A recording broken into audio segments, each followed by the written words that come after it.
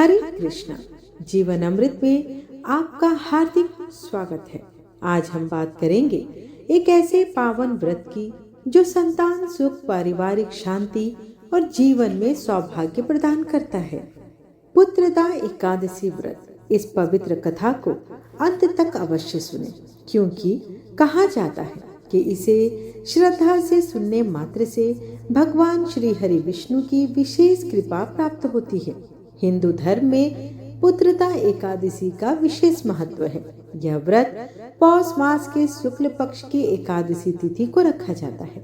इस दिन भगवान श्री विष्णु की पूजा अर्चना कर संतान प्राप्ति, संतान की लंबी आयु और सुखद भविष्य की कामना की जाती है।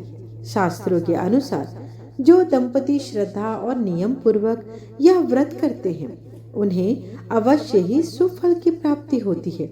पुत्रदा एकादशी की महत्ता व्याख्या नहीं की जा सकती।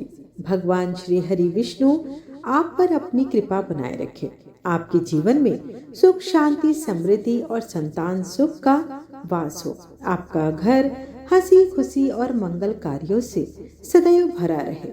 जय श्री विष्णु। आइए इस पावन दिन पर कथा का रसपान करें। तत्पश्चात विष्णु चालीसा का पाठ करेंगे और समापन आरती के साथ करेंगे। धर्मराज युधिष्ठिर कहने लगे कि हे भगवान, आपने पौष कृष्ण एकादशी अर्थात सफला एकादशी का महात्म्य बताकर बड़ी कृपा की। अब आप कृपा करके मुझे पौष माह के शुक्ल पक्ष की एकादशी के विषय में भी बतलाइए। इस एकादशी का क्या नाम है तथा इसके व्रत का क्या विधान है, इसकी विधि क्या है, इसका व्रत करने से किस फल की प्राप्ति होती है और इसमें कौन से देवता का पूजन किया जाता है। कृपया यह सब विधान पूर्वक कहिए। भगवान श्री कृष्ण बोले, पौष माह के शुक्ल पक्ष में आने वाली इस एकादशी को पौष पुत्रदा एकादशी कहा जाता है। इसमें भी नारायण भगवान की पूजा की जाती है। विधि पूर्वक इस व्रत को करना चाहिए। इस चर और अचर संसार में पुत्रदा एकादशी के व्रत के समान दूसरा कोई व्रत नहीं है। इसके पुण्य से मनुष्य तपस्वी, विद्वान और लक्ष्मीवान होता है। इसकी मैं एक कथा कहता हूँ, तुम उसे ध्यान पूर्वक सुनो। भद्रावती नाम की नगरी में सुकेतुमान नाम का एक राजा राज्य करता था। उसको कोई पुत्र नहीं थी। उसकी स्त्री का नाम सव्या था। वह निपुत्री होने के कारण सदैव चिंतित रहा करती थी। राजा के पितृ भी रो रो कर पिंड लिया करते थे और सोचा करते थे कि इसके बाद हमको पिंडदान कौन देगा। राजा को भाई, बांधव, धन, हाथी, घोड़े, राज्य और मंत्री, इन सब में से किसी से भी संतोष की प्राप्ति नहीं होती थी। वह सदैव यही विचार करते थे कि मेरे मरने के उपरांत मुझको कौन पिंडदान करेगा। मेरा बिना पुत्र के पितरों और देवताओं का ऋण मैं कैसे चुका सकूंगा। जिस घर में पुत्र ना हो उस घर में सदैव अंधेरा ही रहता है। इसलिए पुत्र उत्पत्ति के लिए प्रयत्न करना चाहिए। जिस मनुष्य ने पुत्र का मुख देखा है वह धन्य है। उसको इस लोक में यश और परलोक में शांति प्राप्त होती है, अर्थात उनके दोनों लोक सुधर जाते हैं। पूर्व जन्म के कर्म से ही इस जन्म में पुत्र, धन आदि प्राप्त होते हैं। राजा इसी प्रकार रात दिन चिंता में लगा रहता था।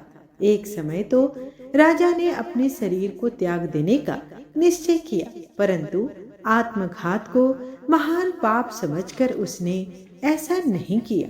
एक दिन राजा ऐसा ही विचार करता हुआ अपने घोड़े पर चढ़कर वन को चल दिया तथा पक्षियों और वृक्षों को देखने लगा। उसने देखा कि वन में मृग, व्याघ्र, सूअर, सिंह, बंदर, सर्प आदि सब भ्रमण कर रहे थे। हाथी अपने बच्चों और हथनियों के बीच घूम रहा है। इस वन में कहीं तो गीदड़ अपने कर्कश स्वर में बोल रहे हैं, कहीं पर उल्लू ध्वनि कर रहे हैं। वन के दृश्यों को देखकर राजा सोच विचार में लग गया। इसी प्रकार आधा दिन व्यतीत हो गया। वह सोचने लगा कि मैंने कई यज्ञ किए, ब्राह्मणों को स्वादिष्ट भोजन से तृप्त किया, फिर भी मुझको दुख प्राप्त हुआ है। ऐसा क्यों? राजा प्यास के मारे अत्यंत दुखी हो गया और पानी की तलाश में इधर उधर फिरने लगा।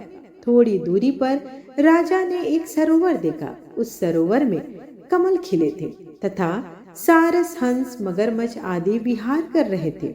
उस सरोवर के चारों तरफ मुनियों के आश्रम बने हुए थे। उसी समय राजा के दाहिने अंग फड़कने लगे। राजा शुभ शकुन समझकर घोड़े से उतरकर मुनियों को दंडवत प्रणाम करके बैठ गया। राजा को देखकर मुनियों ने कहा, हे राजन, हम तुमसे अत्यंत प्रसन्न हैं। तुम्हारी क्या इच्छा है, हमसे कहो। राजा ने पूछा, महाराज, आप कौन हैं और किस लिए यहाँ आए हैं? कृपा करके बताइए। मुनि कहने लगे, हे राजन, आज संतान देने वाली पुत्रदा एकादशी है। हम लोग विश्व देव हैं और इस सरोवर में स्नान करने के लिए आए हैं। यह सुनकर राजा कहने लगा कि महाराज, मेरे को भी कोई संतान नहीं है। यदि आप मुझ पर प्रसन्न हैं तो एक पुत्र का वरदान दीजिए। मुनि बोले, हे राजा, आज पुत्रदा एकादशी है। आप अवश्य ही इसका व्रत करें। भगवान की कृपा से आपके घर अवश्य ही पुत्र होगा। मुनि के वचनों को सुनकर राजा ने उसी दिन एकादशी का व्रत किया और द्वादशी को उसका पारण किया। इसके पश्चात मुनियों को प्रणाम करके महल में वापस आ गया। कुछ समय बीतने के बाद रानी ने गर्भ धारण किया और 9 महीने के पश्चात उनको एक पुत्र की प्राप्ति हुई। वह राजकुमार अत्यंत सूरवीर, यशस्वी और प्रजापालक हुआ। श्री कृष्ण बोले, हे राजन, पुत्र की प्राप्ति के लिए पुत्रदा एकादशी का व्रत करना चाहिए। जो मनुष्य इस महात्मा को पढ़ता है या सुनता है, उसे अंत में स्वर्ग की प्राप्ति अवश्य होती है। इस प्रकार पुत्रदा एकादशी व्रत कथा का पाठ पूर्ण हुआ। जो भी श्रद्धालु इस कथा को श्रद्धा से सुनता है या पढ़ता है, उसके समस्त कष्ट दूर हो जाते हैं और जीवन में शुभता आती है। अंत में भगवान श्री कृष्ण से प्रार्थना है कि वे हम सभी पर अपनी असीम कृपा बनाए रखें। ओम नमो भगवते वासुदेवाय नमः। आइए अब हम रसपान करेंगे 11 माता की कथा, जिसे सुने बिना व्रत पूर्ण नहीं माना जाता। एक बार की बात है, एक राज्य में एक राजा रहा करता था। राजा बहुत ही बुद्धिमान और प्रभावशाली था। वह सदैव अपनी प्रजा के लिए हमेशा सत्कर्म के मार्ग पर चलता रहता। प्रजा भी अपने राजा को बहुत ही पसंद करती थी, क्योंकि वे न्यायप्रिय थे। राजा की 2 बेटियां थी। राजा अपनी दोनों बेटियों से अत्यंत प्रेम भाव रखते थे। राजा की दोनों बेटियां वो भी सुंदर और प्रभावशाली थी, लेकिन राजा की छोटी बेटी देखने में अत्यंत सुंदर और धार्मिक प्रवृत्ति की भी थी। वह 12 मास 11 माता की पूजा और व्रत किया करती थी। सभी लोग राजा की छोटी बेटी से अत्यंत स्नेह रखते थे और खूब प्रशंसा भी किया करते थे। वह बोलने में भी बहुत अच्छी थी। राजा भी अपनी छोटी बेटी को बड़े ही लाड प्यार से रखते थे, जिस कारण राजा की बड़ी बेटी को अपनी छोटी बहन से जलन होती थी। समय के साथ साथ राजा की दोनों बेटियां बड़ी हो गई। तब एक पड़ोस के राज्य में रहने वाला राजकुमार राजा की बड़ी बेटी के लिए रिश्ता लेकर आया। जैसे ही उस राजकुमार की नजर राजा की छोटी बेटी पर पड़ी, तो वह राजकुमार छोटी बेटी पर मोहित हो गया और उसी से विवाह करने का विचार करने लगा। उस राजकुमार ने राजा की बड़ी बेटी के साथ विवाह करने से मना कर दिया और राजा से कहा कि आप यदि बुरा न माने तो मैं आपकी छोटी बेटी से विवाह करना चाहता हूँ। जब यह बात राजा की बड़ी बेटी को पता चली, तो वह अपनी छोटी बहन से और भी ज्यादा ईर्ष्या भाव रखने लगी। राजा की बड़ी बेटी ने अपनी छोटी बहन को अपना सबसे बड़ा दुश्मन मान लिया और अपनी छोटी बहन से बदला लेने का निर्णय भी लेती है, जिसके चलते उसने सोचा कि छोटी बहन को मृत्यु देकर एक दिन राजा की बड़ी बेटी ने लड्डू में जहर मिलाकर अपनी छोटी बहन को खिला दिया। छोटी बहन ने वो लड्डू खा लिया, लेकिन लड्डू खाने के पश्चात भी छोटी बहन को कुछ भी नहीं हुआ। बड़ी बहन यह देखकर आश्चर्यचकित हो गई, लेकिन बड़ी बहन ने फिर भी हार नहीं मानी एक दिन वह छोटी बहन को अपने कमरे में सो रही थी। तब उसने मटके में सांप रखकर उसके कमरे में छोड़ दिया, लेकिन सांप भी छोटी बहन का कुछ भी न कर पाया। जिसके बाद बड़ी बहन ने अपनी छोटी बहन से कहा कि चलो बहन, आज हम कुएं से पानी भर कर ले आते हैं। तब छोटी बहन ने बड़ी बहन की आज्ञा मानकर साथ में कुएं में पानी भरने के लिए चली गई। जैसे ही वह पानी कुएं से निकालने लगी तो बड़ी बहन ने उसे कुएं में धक्का दे दिया, लेकिन ग्यारस माता के आशीर्वाद से वह सकुशल बाहर आ गई।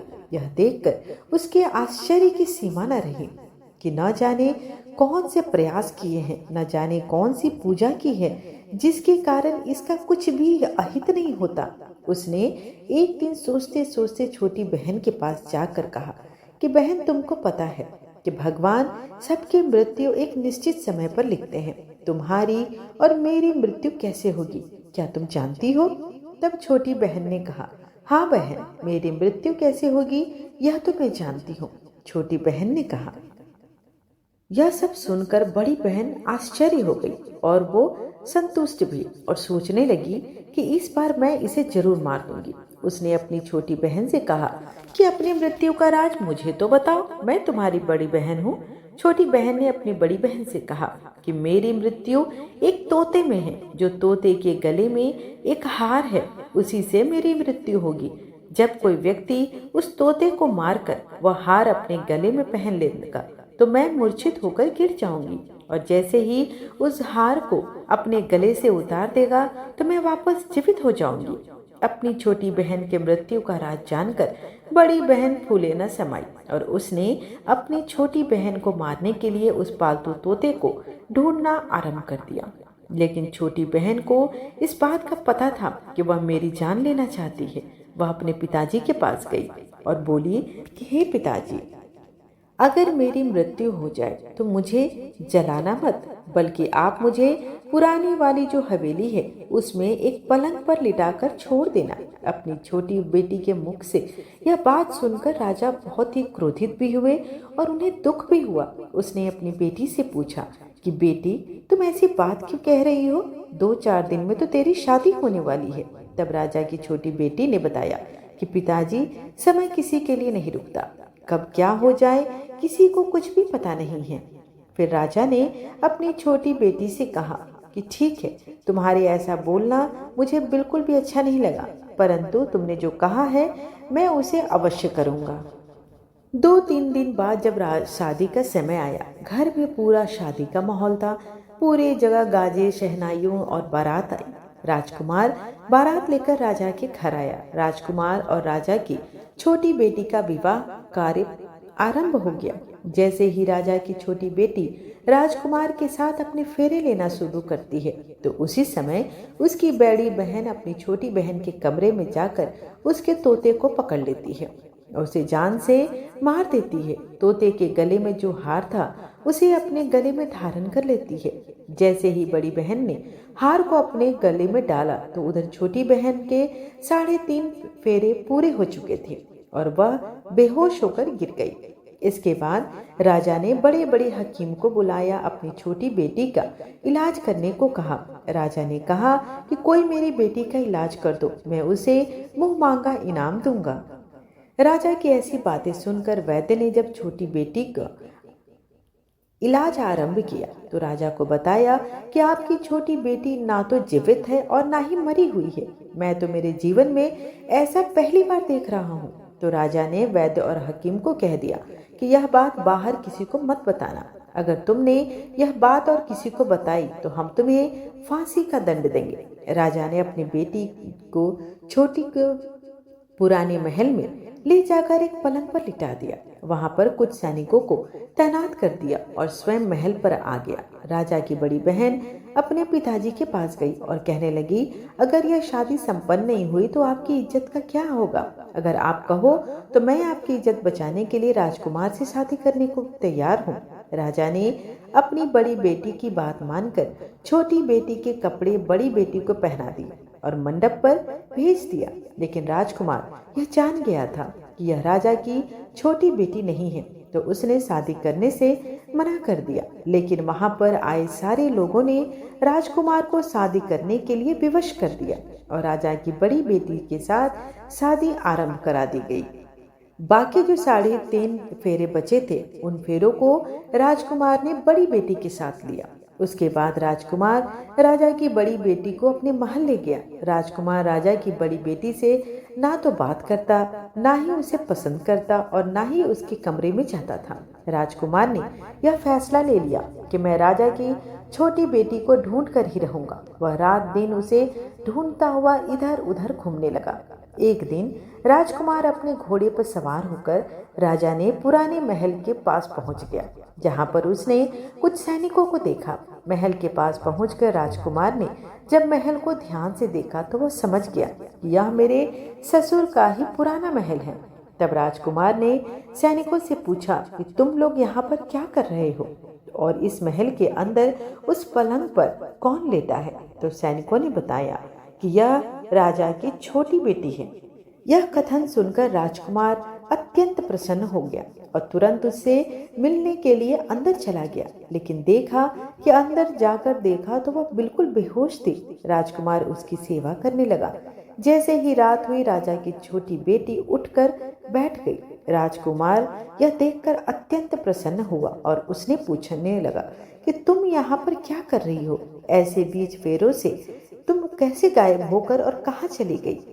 अब तुम देर मत करो और मेरे साथ मेरे महल को चलो। राजा की छोटी बेटी ने राजकुमार को सारी बात बता दी।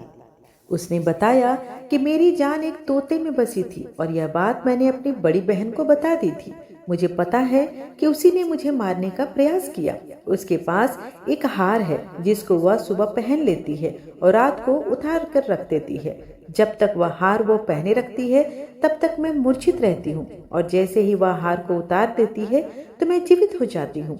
और जब तक मेरी बड़ी बहन के पास वह हार है तब तक मैं ऐसे ही जीवित और मूर्छित होती रहूंगी। अगर मेरी बड़ी बहन के पास जो हार है वह मेरे हाथ आ जाए तो मैं हमेशा के लिए जीवित हो जाऊंगी। राजकुमार यह बात सुनकर राजा की छोटी बेटी के पास रहने का निर्णय ले लिया और बचे हुए फेरे लेकर अपने विवाह को भी पूर्ण कर लिया। वहीं पे रहने लगा। ऐसा करते करते काफी समय बीत गया। राजा की छोटी बेटी गर्भवती हो गई। एक दिन राजकुमार को किसी काम से बाहर जाना पड़ा तो पीछे से राजा की छोटी बेटी के पेट में बहुत जोरों से दर्द होने लगा। उसने उस समय ग्यारस माता का आवाहन किया, जिसके बाद ग्यारस माता वहां पर प्रकट हुई। उन्होंने छोटी बेटी के समस्त दुखों को दूर किया और एक सुंदर पुत्र रत्न की उसे प्राप्ति हुई। जब आधी रात को राजकुमार बाहर से आया तो उसने ग्यारस माता को देखा तो वह बहुत ही आश्चर्यचकित हुआ। उसने तुरंत माता को प्रणाम किया। ग्यारस माता ने राजकुमार से कहा कि जब तुम्हारा बेटा 5 वर्ष का हो जाए तो तुम अपनी पत्नी का हार लाकर इसके गले में डाल देना, जिससे यह हमेशा के लिए जीवित हो जाएगी। समय के चलते राजकुमार का बेटा 5 साल का हो गया। एक दिन राजकुमार को फिर किसी काम से बाहर जाना पड़ा। उसने अपने बेटे से कहा, तुम अपनी माता का ध्यान रखना और मैं शाम तक लौट आऊंगा। जैसे ही राजकुमार वहां से बाहर निकला तो बड़ी बहन के सैनिकों ने उसे देख लिया और बड़ी बहन को जाकर सारी बात बता दी, जिसके बाद बड़ी बहन अपनी छोटी बहन के पुत्र को वहां से उठवा लिया और उसे मरवा भी दिया। उसके 2 टुकड़े करवाए। पहले टुकड़े को चक्की के पास छुपा दिया और दूसरे टुकड़े को अपने पलंग के नीचे रख लिया। यह देखकर ग्यारस माता ने भिखारी का रूप धारण किया और उसके घर पहुंच गई। माता भिक्षा मांगने लगी तो बड़ी बहन ने अपने नौकरों से कहा कि जाओ भिखारी को भिक्षा दे दो। लेकिन जैसे ही नौकर ग्यारस माता को भिक्षा देने के लिए जाता है तो माता उन्हें मना कर देती है और कहती है कि मैं तुम्हारी रानी से ही भिक्षा लूंगी। नौकरों ने अंदर जाकर कहा कि हे रानी, वह हमसे भिक्षा नहीं लेना चाहती। वो कह रही है कि मैं भिक्षा लूंगी तो मात्र रानी से।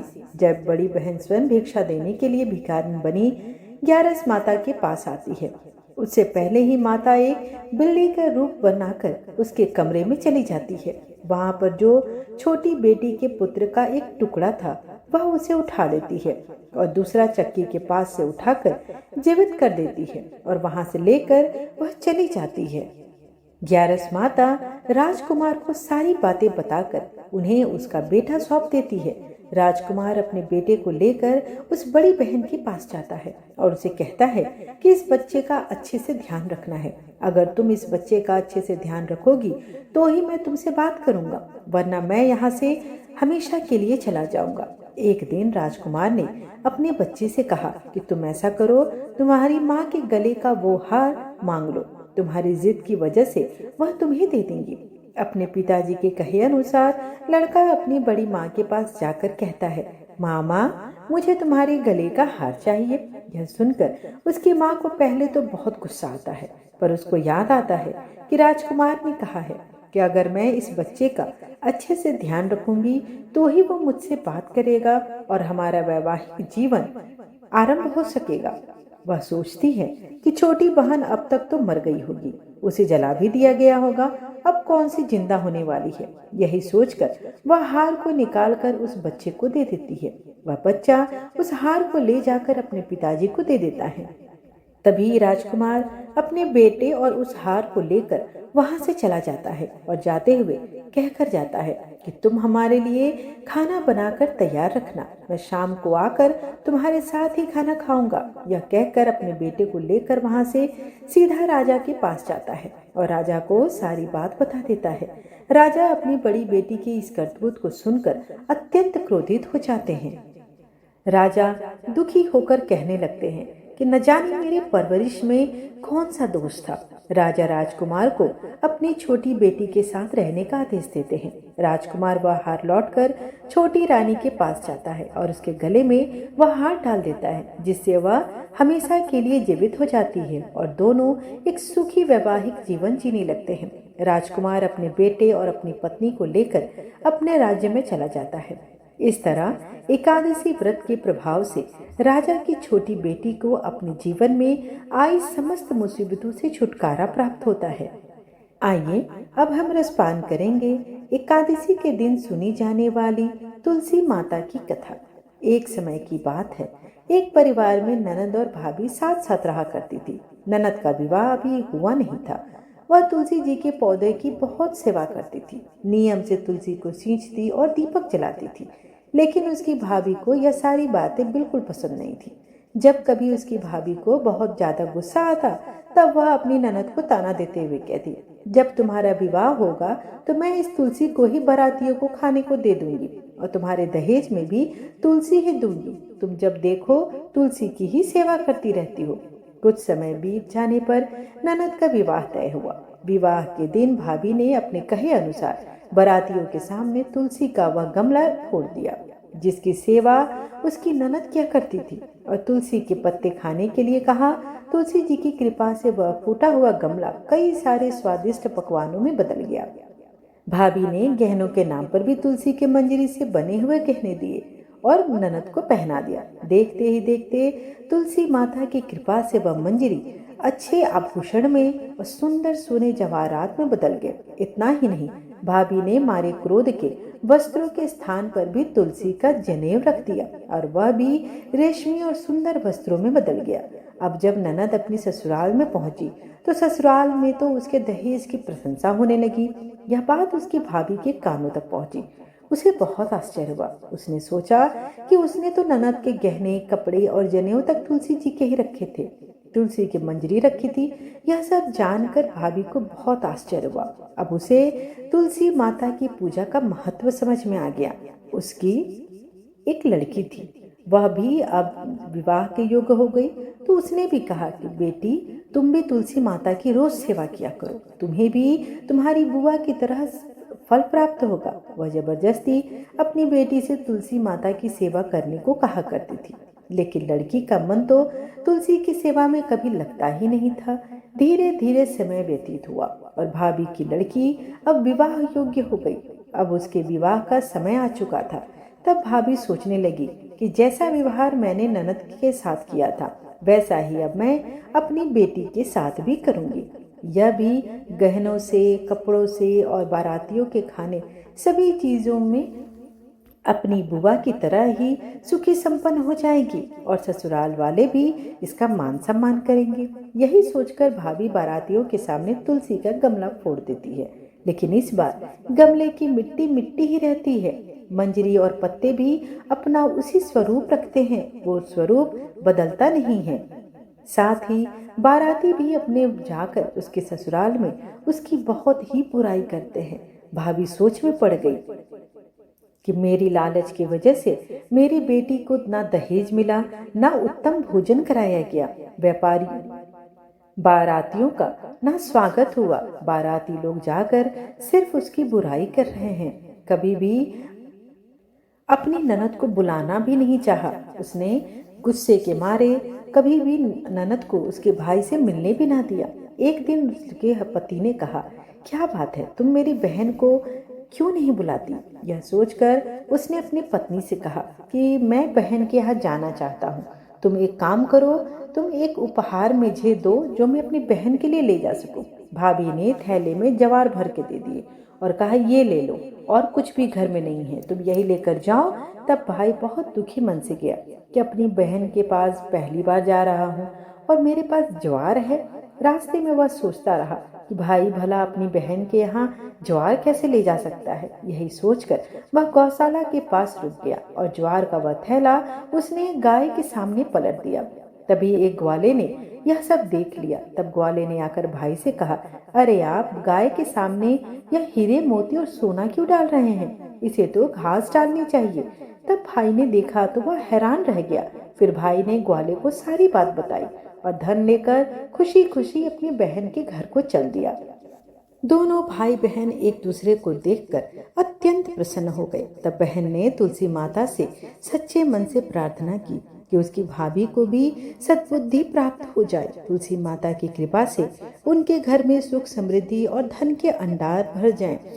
तब कुछ दिनों के बाद देखते ही देखते भाभी का मन बदल गया और वह अपनी ननद को बहुत ही मान सम्मान देने लगी और अब वह भी सच्चे मन से तुलसी जी की सेवा करने लगी।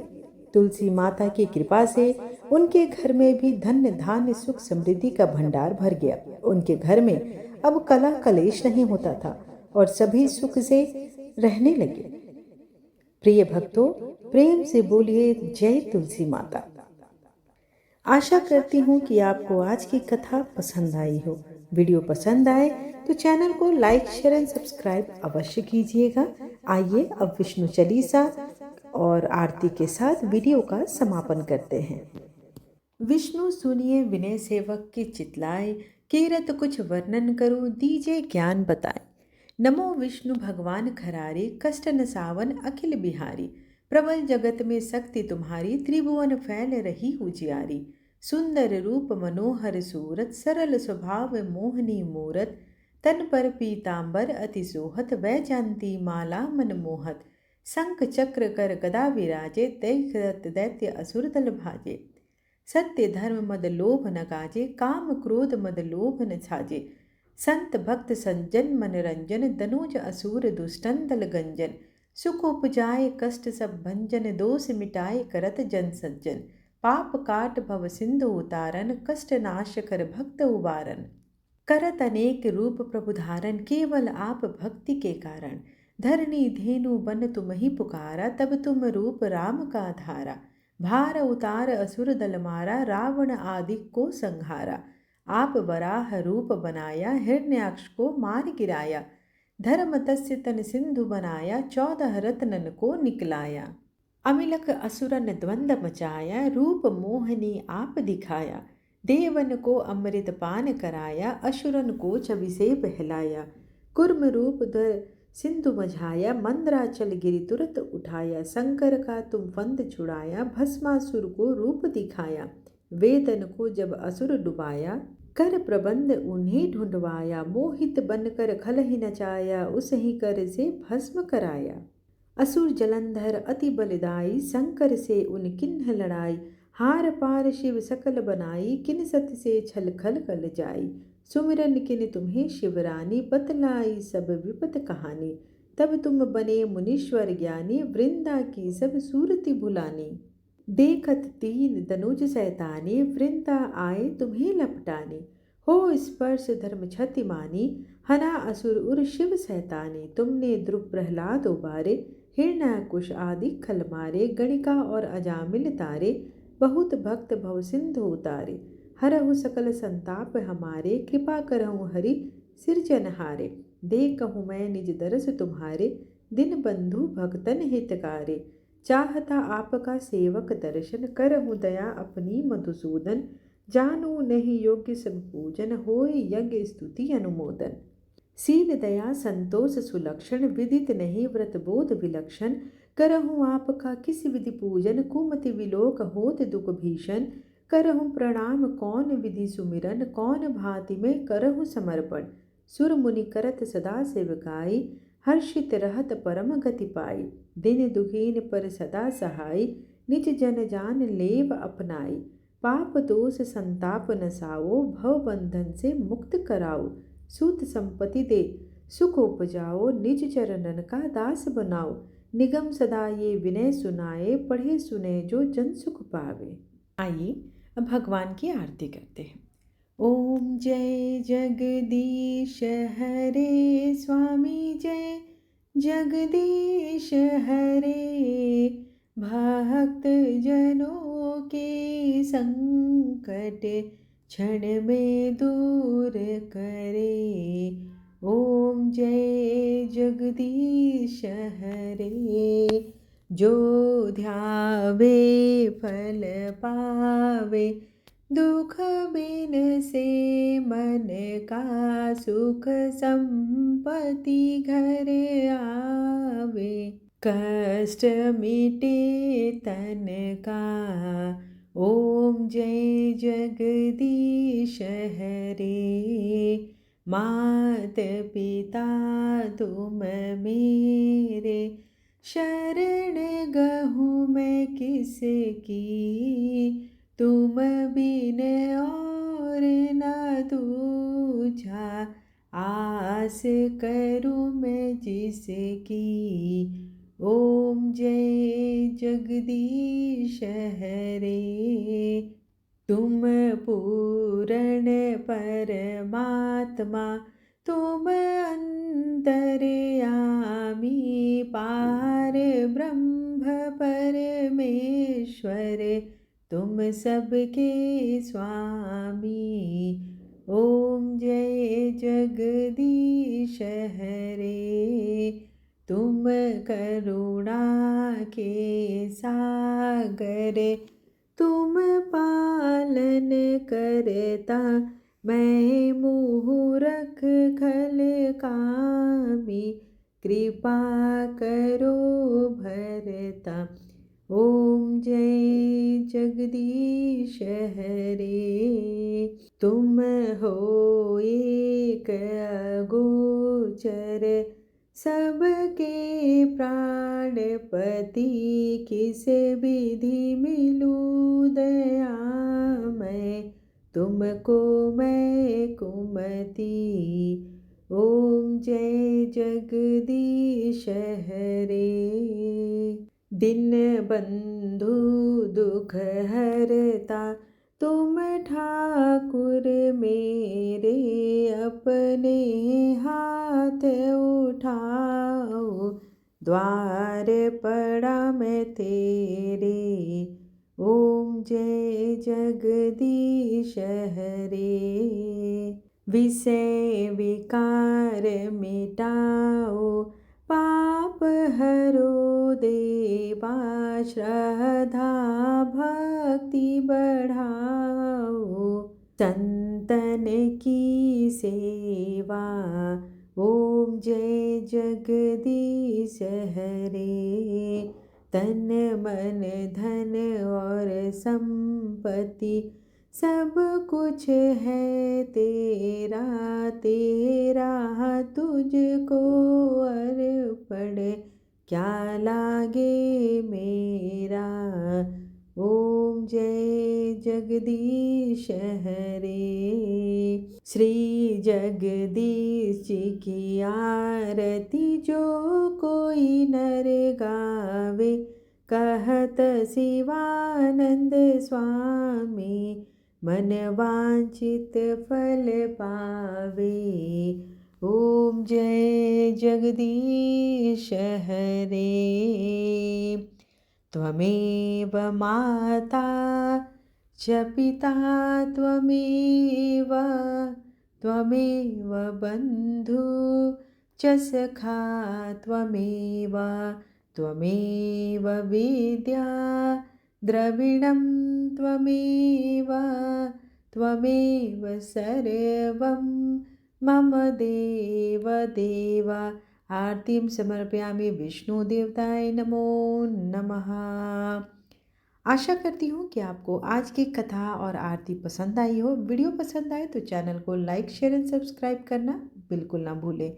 धन्यवाद।